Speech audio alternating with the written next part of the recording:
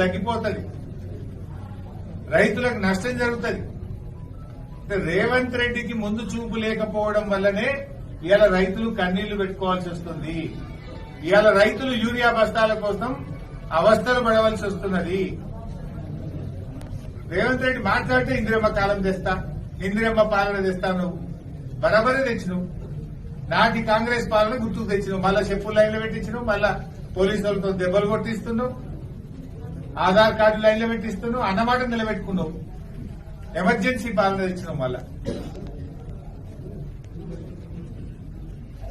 బిడ్డ ఇప్పటికైనా వెంటనే యూరియా తెప్పించాలి, రైతులకు ఇయ్యాలి. లేదంటే ఎక్కడికక్కడ కాంగ్రెస్ మంత్రులను అడ్డుకుంటాం, నిలదీస్తాం. మంత్రులు ఎవరైనా జిల్లాలకు వస్తే ఎక్కడికక్కడ వాళ్ళని అడ్డుకుంటాం. ఏ ముఖం పెట్టుకొని తిరుగుతారు? ఇంకా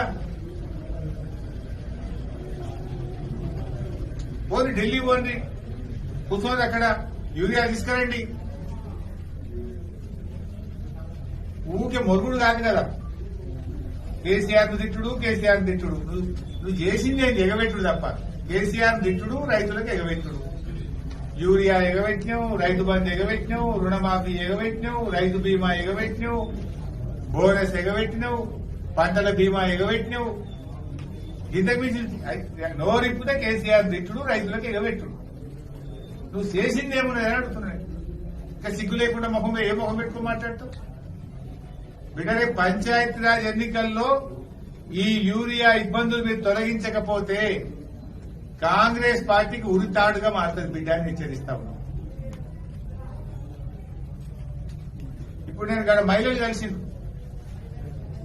వాళ్ళు ఏం చెప్తున్నారు? దండం పెట్టాం సార్ యూరియా తెప్పి, జర గట్టిగా తిట్టు రేవంత్ రెడ్డిని యూరియా తెప్పి అంటున్నాను.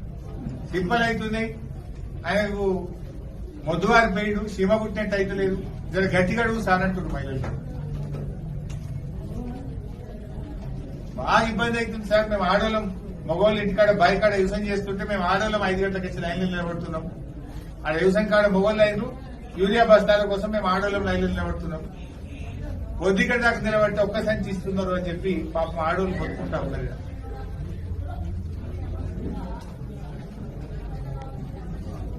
సో వెంటనే యూరియా తెప్పించండి, రైతుల ఇబ్బందులు తొలగించండి. లేదంటే యూరియా కోసం ఉద్యమాన్ని తీవ్రతరం చేస్తాం, కాంగ్రెస్ మంత్రులను ఎక్కడికక్కడ కూడా అడ్డుకుంటామని చెప్పి